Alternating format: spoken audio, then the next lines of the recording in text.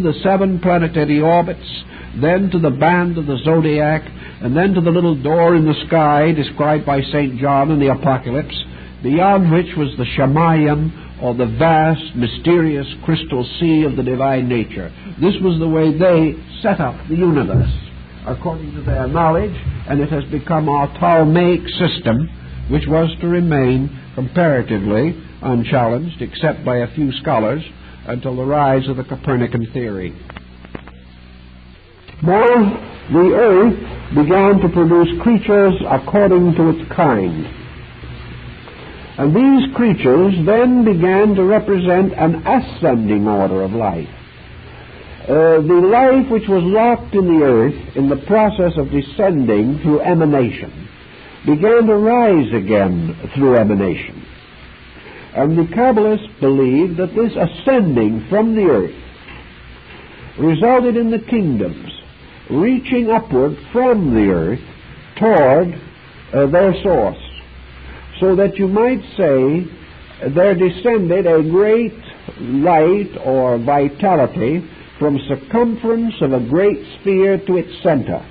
In the center it formed the great eye, the eye of Ketha, the eye which is the eye of Israel, or the eye of the God of Israel, which neither slumbers nor sleeps, the great open eye that has no lid. This was locked in the midst of the lowest level of the emanation, which is the earth itself, as a seed. And the seed then turns and begins to grow. And the seed then begins to emanate back through the great septenary system to the source in which it came. Spencer calls the descent of this light into the earth, or this life into the earth, involution. And the ascent of it out of the earth and back again into its full space consciousness, evolution. And the seed coming forth from the ground is the mysterious verbum, or the Word made flesh, which we read about. For this is the parable, says Jesus. The seed is the Word of God. The Word of God was the creating power. Now, as this begins to grow and unfold, from the earth come the elements.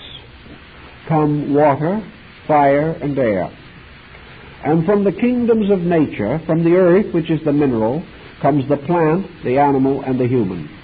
And if we assign these to these steps going upward, we find then that the earth represents the earth. The water becomes symbolic of the moon. The element of fire becomes symbolical of Mercury.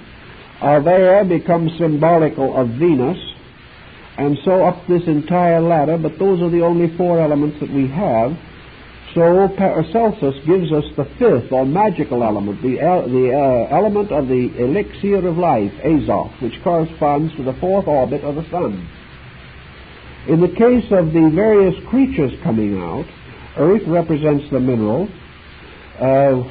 water or the moon represents the vegetable, the Mercury represents the animal kingdom, Venus represents the human kingdom, and then we have this other thing. This man who is not of the earth, but of enlightenment. And man himself divides into 2 definite orders of life, the earth man and the sky man. And man as a creature growing up in the prehistoric world, the man of the Neanderthal man, or the Piltdown man, or any one of these types, finally gives place to the man of wisdom and the man of light. And the true humanity of man is born when man is ensouled and becomes a living thing. And this carries him to the ring of the sun. And the enlightened man, therefore, stands in the middle distance between heaven and earth.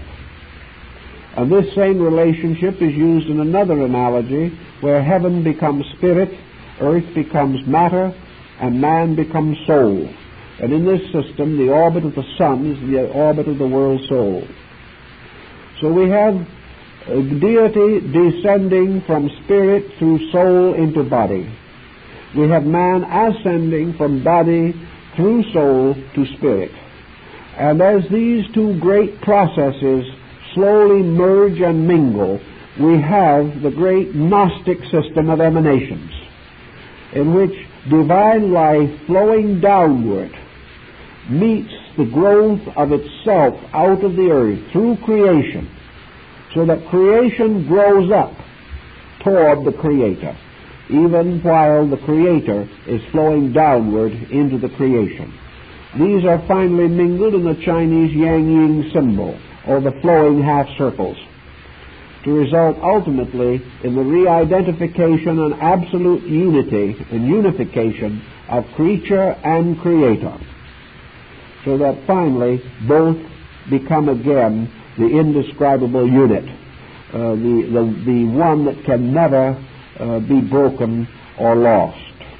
And of course, yoga in India is simply a name for this motion upward to union with cause. So the emanation theory is man emanating more and more spiritual overtones until he is brought again into harmony with the divine life, which is his true substance and nature. This is the way both the Gnostics and the Kabbalists attempted to explain the bridge, or the bridging across of the two extremes of spirit and matter. We have to use the same thing even when we think of man as spirit and matter. When we think of man as a spiritual entity, we must regard him as a space being. We have no way of knowing what he is, what he looks like, what he is going to do. He is locked in the inscrutability of his own absolute abstraction. But man, by the process of involution or descent, gradually clothes this inscrutability with an increasingly tangible vestment, until finally at birth he stands embodied, which means that his life principle has gradually built around him various psychic fields, has communicated these psychic and rational fields with his outer body by nerves, by arteries, by veins, by endocrine units, and all this type of connective tissue, so that finally that which is within man as more than body is finally able to express itself outwardly in the material world. This is where the Kabbala uses the analogy of the microcosm to express the creative processes of God. Now, man, having been born, is then, we might say, like the seed of God buried in the earth. The seed of his consciousness is buried within him. Gradually he must gain control of this body. Gradually, through growth, he must find the unfoldment of the life within himself. Through education, through culture, through civilization, we finally discover that he comes into some type, not adequate, but some type of maturity. And in this maturity, he reaches the point of self-direction. He reaches the point of self-determinism. We say that he is adult. We say that he is now ready to take on the living of his own life. He has become an individual. And individuality is one of the keys of the sun symbolism. For in ancient astrology, the sun was the symbol of individuality. So it means that man has reached upward on this ladder now until he has united himself with the sun, which is in the dead center of the ladder. 3.5 rungs from the bottom, 3.5 rungs from the top. Thus, in the attaining of this, man reaches, theoretically, into the state of soul existence. Man has become, by evolution, a living soul. By this is further implied that in the process of evolution, man has released soul power, that he is gradually growing into a psychic entity rather than into a physical entity. It is interesting, therefore, perhaps, that within the last 50 years, man has begun to labor with the problem of soul identity. He is more and more interested in what his soul is. He is no longer willing to think of this soul merely as a theological abstraction. He is beginning to say, what do we mean by soul? And out of this subject he has evolved the subject of psychology. And psychology, while it is now largely concerned with mental phenomena, was originally, in its classical meaning, the science of the soul. And even today, considering mental phenomena, it could well be stretched to mean that it is the science of the person living in the body. It is the science of this being that is suspended halfway between heaven and earth, bound to the earth by the body, bound to heaven by instincts, impulses, ideals, convictions, aspirations within itself. So it has always been assumed that the human race, in its highest aspect, was the embodiment of soul. That therefore soul became, so to say, a heavenly kingdom beneath heaven. And in the learned discourses and dissertations of the elders in the Sefer HaZohar, the human soul is represented as one of the temples of Jerusalem. Here, for example, we have the concept of three temples. The Muslim and the Hindu have the same idea, namely that on the earth, on the rock of Moriah, on the threshing floor of the Jebusites, stands Solomon's temple, or stood Solomon's temple in the ancient days. This was the earthly temple. In the heavenly world itself was another temple, which was the living habitation of deity, and it was suspended above the earth over the site of Solomon's temple, such is discussed in the Zohar. But this is the temple in heaven, of which the earthly temple is a worldly shadow. Then there is a third temple, which is the temple of man's own soul, and this is suspended between the other two, making the triad. Thus, beneath the temple of spirit, suspended in the midst of the system, is the temple of the soul, found in Christianity in the account of the transfiguration of Jesus. And beneath that, on the rock Moriah, is the physical symbol of the congregation of Israel. So these three temples represent the three great places or stations of worship. They represent the temple of nature. They represent the temple of man, and they represent the vast temple of heaven itself. And also we have the concept that the whole creation itself is a sanctuary. That this sanctuary is again reproduced in man, where the heart is the matchless altar of his soul. And in nature also, in external or exoteric worship, the temple becomes the symbol of the congregation of the faithful. It is the ecclesia of the early church. It is the temple that is not made of stone, but made up of the body of the congregation, which uniting produces a certain spiritual mystery, which is again discussed in the Zohar. But for our purpose of emanations, then, we have the concept of two irreconcilable opposites, so to say, not reconciled by coming together, but each one by giving something. It is a reconciliation of two friends, in which this means that we must bear and forbear. That if our friend takes a step toward us, we must take a step toward him. And therefore, by our tolerance, by our temperance, by our understanding, we come finally to meet in middle ground. And in the Zohar, it is also called the emanationism by means of which the family is made possible. Because if two human beings decide to live together, and neither will give anything of themselves, but will remain completely isolated in their own authoritarianism, there can be no home, and there can be no real family. A home and family must be the result of a certain series of emanations, in which each person moves a little from his own position to a common ground.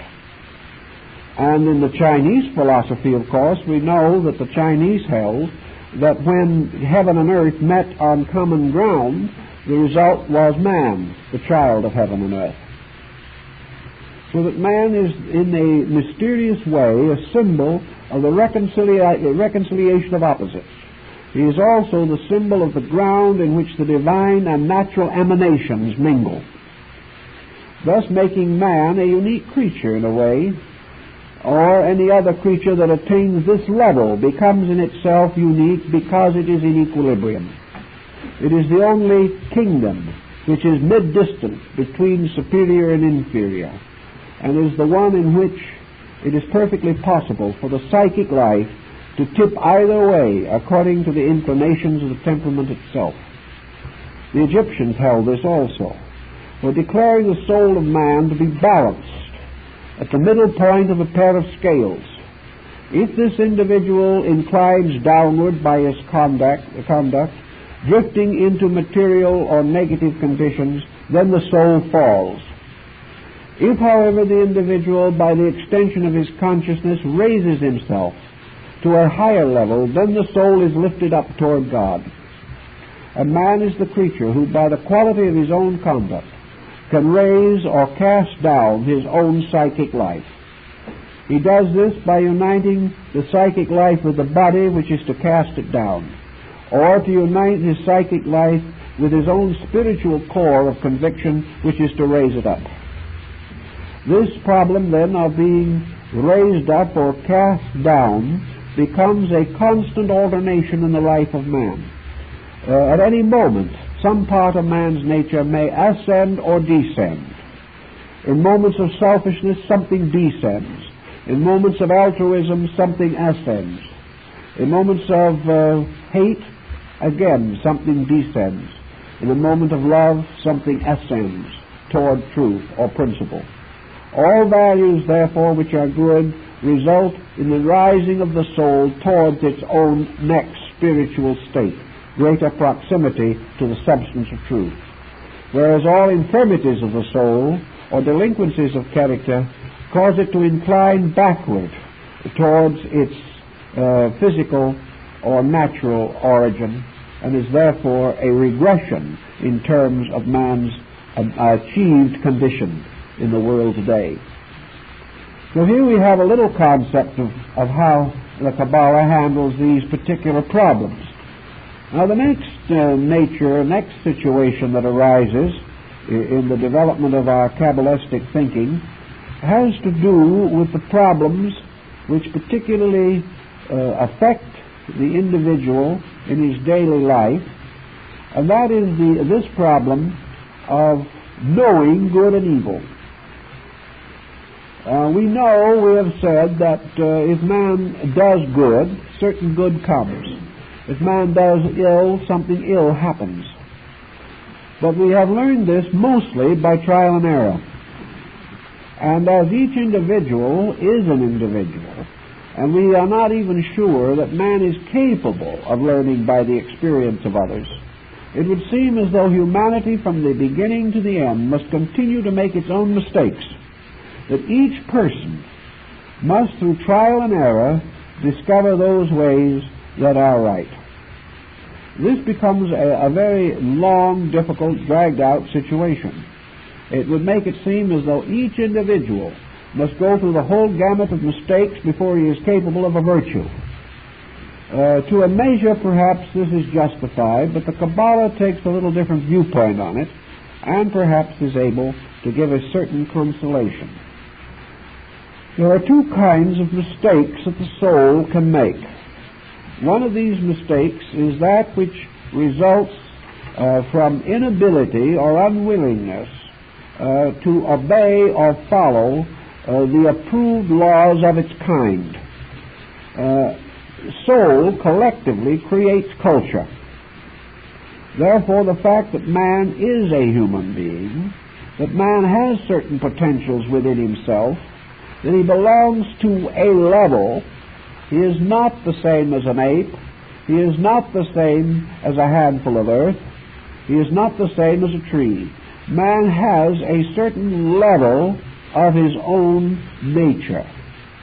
And because he has this level, and because he has attained to it, he has a certain commonness of experience and life.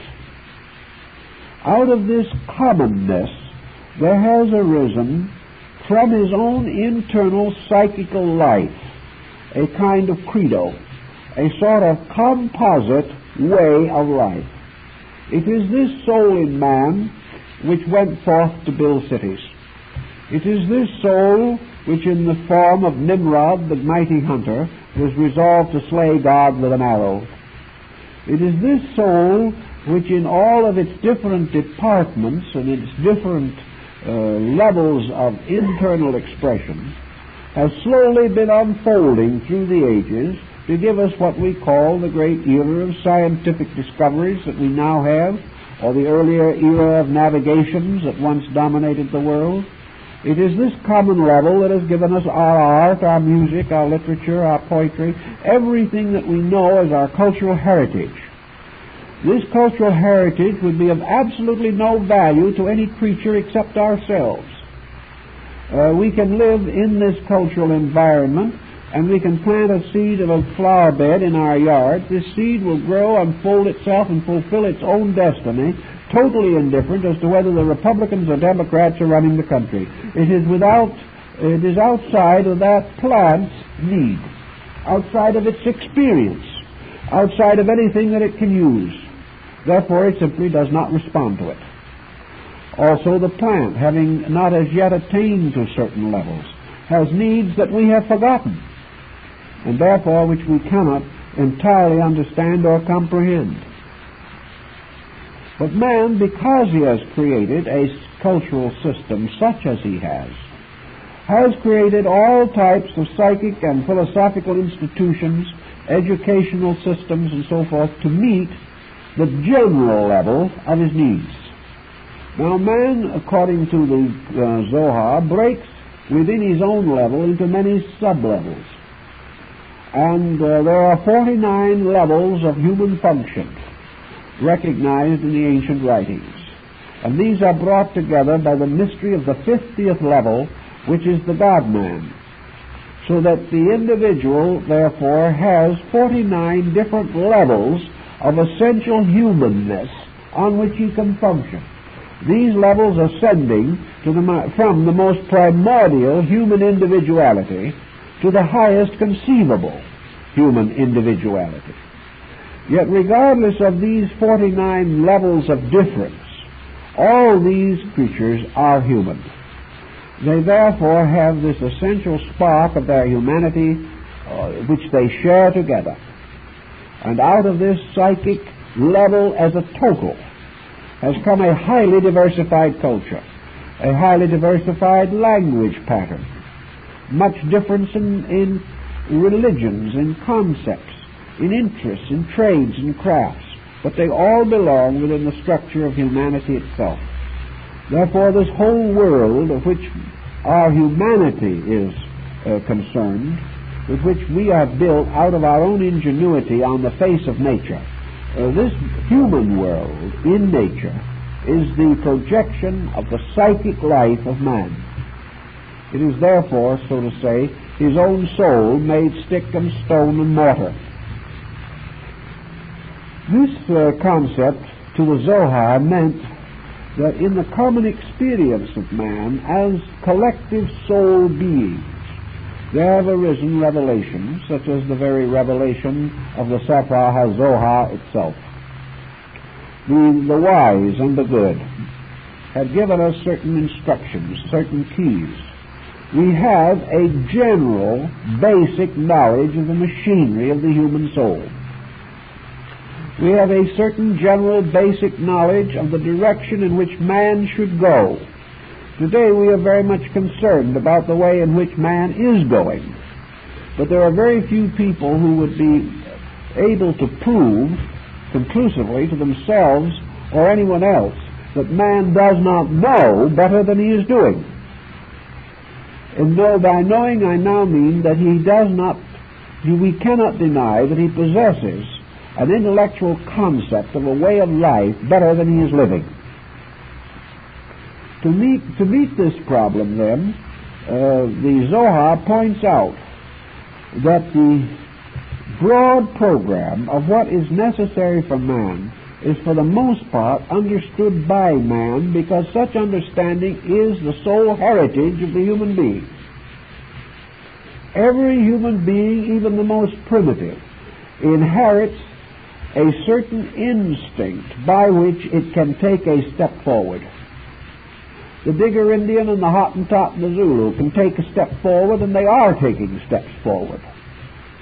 No matter how primitive we consider man to be, he can move because he has the power to go forward within himself. He has the power to comprehend that which is next beyond his present comprehension. And he has the insight to know what is next. He doesn't know ultimates, but he knows what is next. And the problem is to give him the moral stamina to do that which he knows. And this has been always the big problem. So the Zohar takes the attitude that it isn't necessary to prove to man that he should do more than he is doing. It isn't necessary to prove to him that he can be more than he is, because this innately he knows. It is part of his soul heritage. He knows that he lives. He knows that he is able to build a better house than his ancestor was. He knows it is perfectly possible for him to unfold arts and abilities, that he has talents which he can release. His talents may be different from those of others and not as great as those of some, but he still can do more.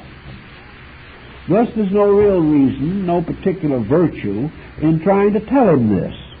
The prophets of old have so told him. The great teachers of his race have so instructed him. And he has received from them all, as from the tablets of the law upon the mount, he has received codes of conduct which have survived for thousands of years because experience has proved that they are workable. Man, the moment he finds a code that is no use, forgets it. But these codes which he cannot forget are rooted in the acceptance of them by his psychic life, even if not by his objective, individual, conscious personality. When we say a man, thou shalt not steal, or thou shalt not kill, inwardly man knows this is right. He may not have the courage to follow it, but he knows it. And he also has a sense that these laws originate not just within his own kind, but some way belong to this mystery of the Macroprosopus. They belong to the intricate operations of universal law operating around him. The proof of them is visible in the heavens and in the earth. So man has this type of instruction. The Zohar, sensing this, recognizing it, also finally comes to the great conclusion which nearly all religions have come to, namely that creation takes place within the consciousness of God and not apart from it.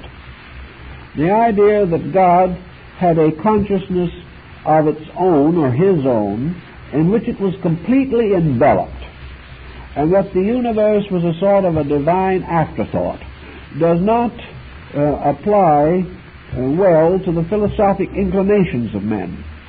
The belief is that the Zohar and the Kabbala unfold the usual and traditional argument in defense of this, namely, that if we affirm that God is all there is, that God is one, that this great being, Ein, the boundless, extends to the infinity of things, that there is nothing beyond it, there is nothing apart from it, and in the beginning it was one substance indivisible, that it was one divine, unknowable consciousness extending forever.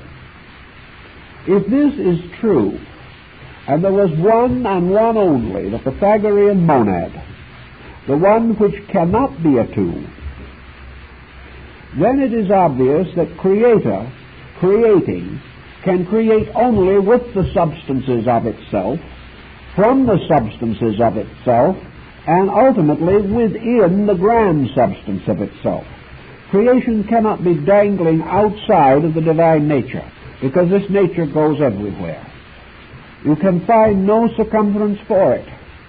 Creation must therefore take place within it. When we see the two arising from the one, therefore, in the Pythagorean theory, we cannot say that there are now two ones. We must say that existence is now one in term of halves. That the universal creating power divides within itself, but itself is never divided. Therefore, multiplicity arises within unity, but multiplicity does not overwhelm and destroy unity. The one always remains, just as the infinite multiplication of cells in the human body must always take place within the original germinating cell.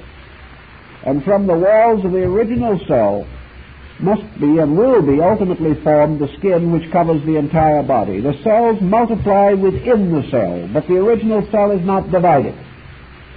The creation exists as an infinite diversity within unity, but unity is never divided. Therefore, the sum of parts must always be the one. There can never be more and there can never be less.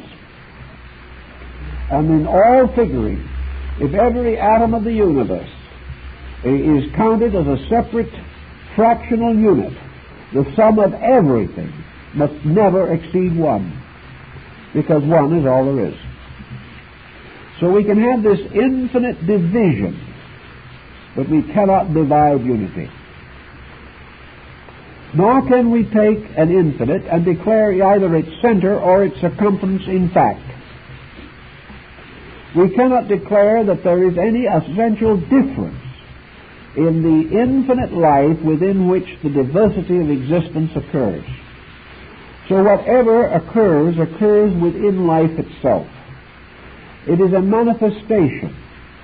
From life it comes, from the infinite life it comes. By life it is supported, and to life again it returns. Therefore the Zohar very early stated the fact that there is no death.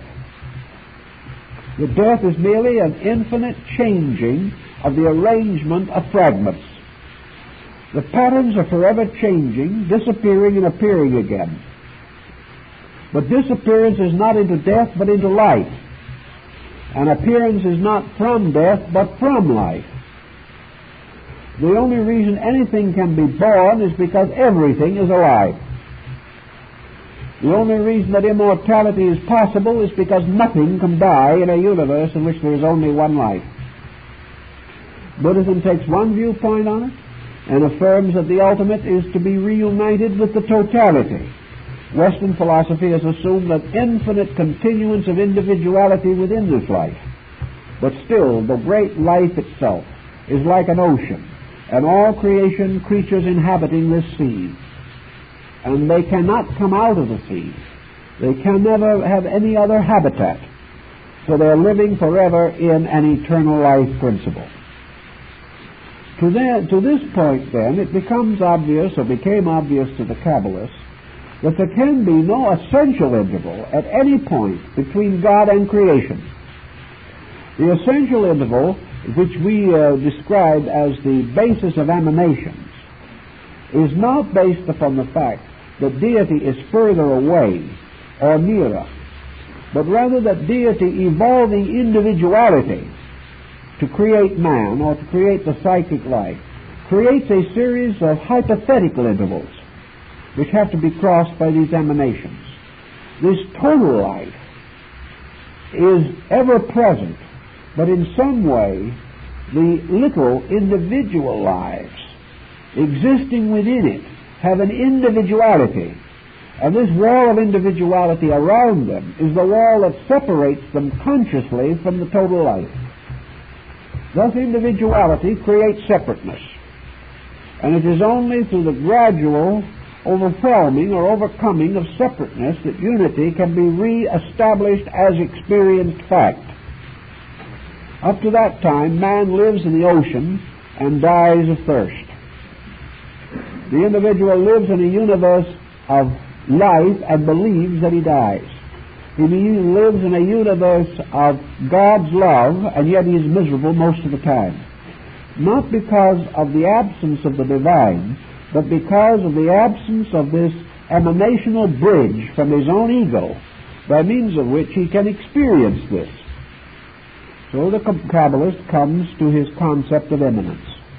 He comes to the realization that individual consciousness is like a ship floating on this sea. That it is a structure traversing or existing within this infinite life principle.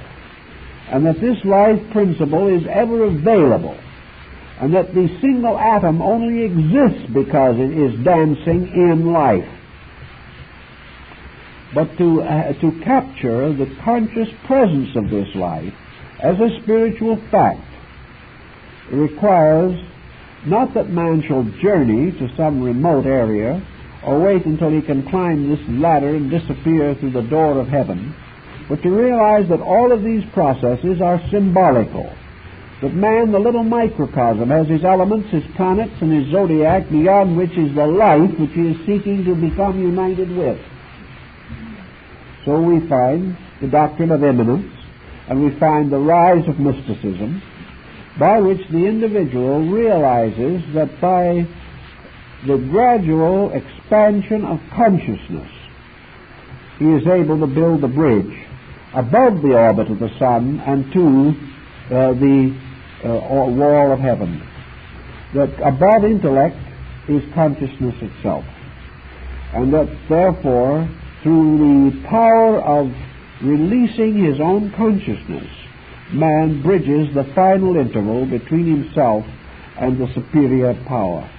In other words, he emanates from his soul nature more and more arcs of emanation upward, until finally, through the gradual extension of soul power, he comes into the ultimate identity with spiritual reality. He does this by the perfecting, unfolding, and developing of his own soul nature. And the Kabbala follows the same principles of other religions. Through meditation, through prayer, through contemplation, through gradual improvement in the higher forms of abstract creative arts and knowledges, man gradually comes nearer and nearer to enlightenment.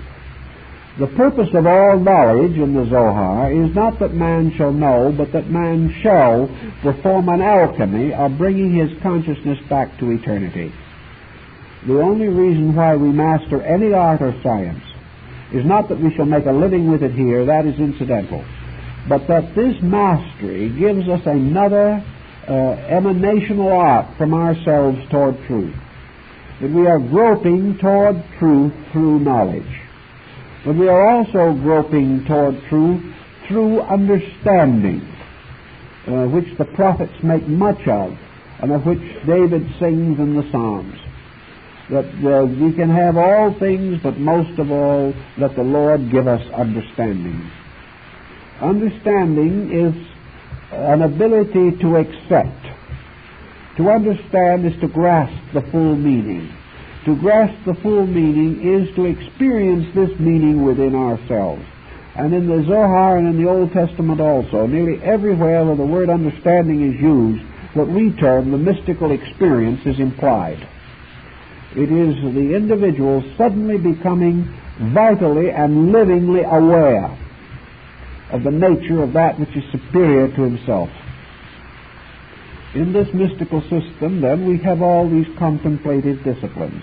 And I have found in the Zohar and in other parallel writings much that will cause me to suspect that these people were fully aware of yoga, and that a great deal of their so-called veiled teaching had to do with this process, this very definite process of creating the body of illumination.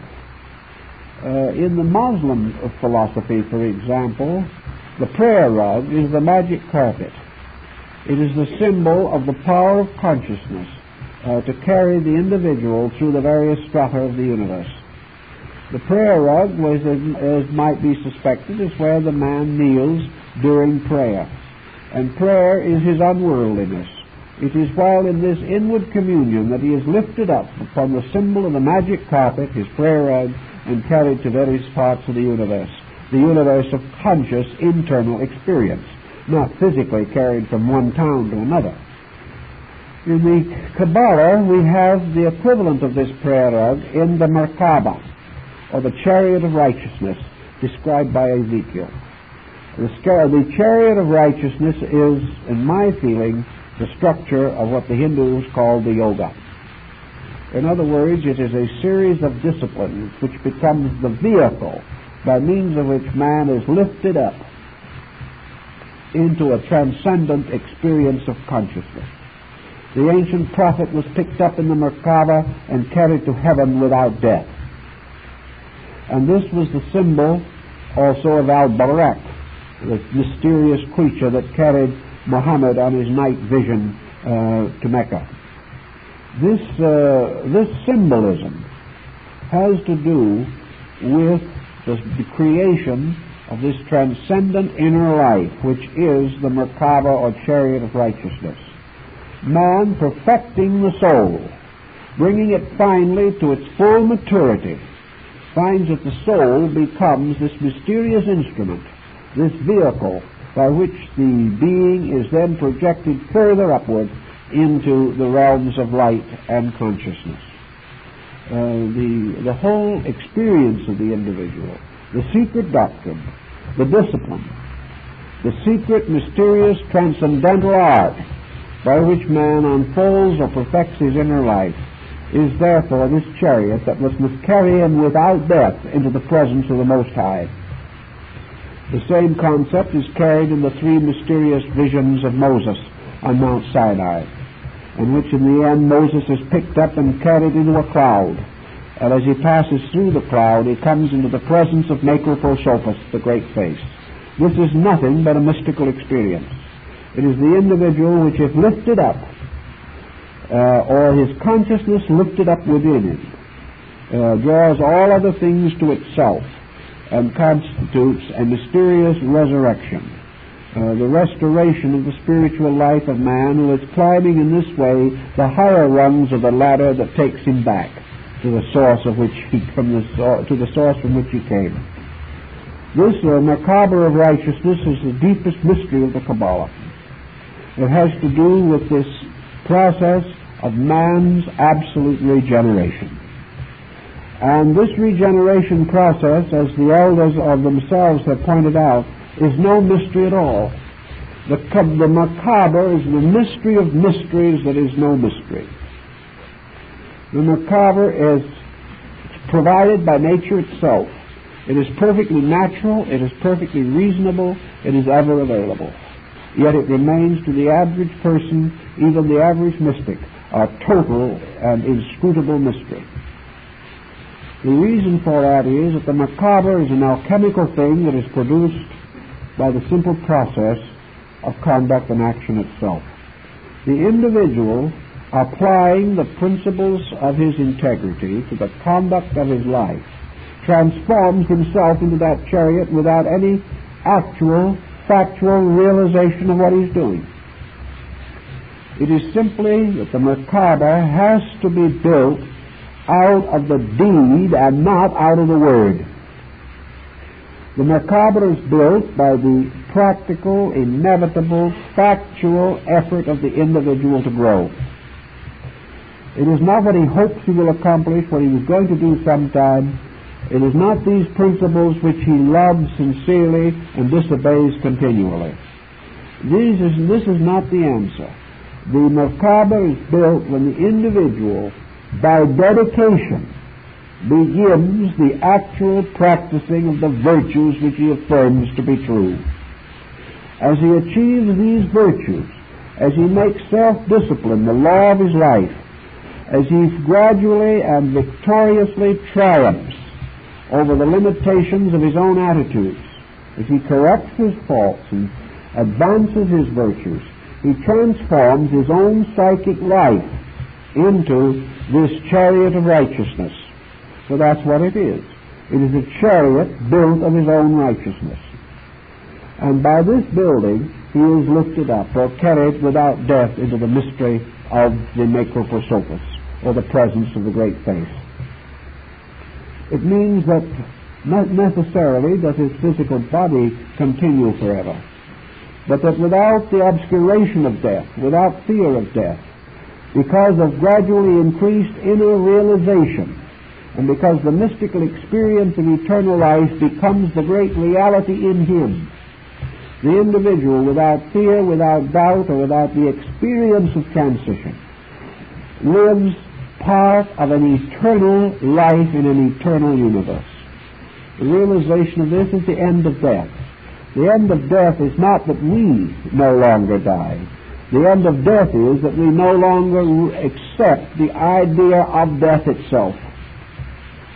So the moment that is gone, through experience, not through affirmation, but through conscious experience of the meaning of life, the individual has achieved within himself his own immortality.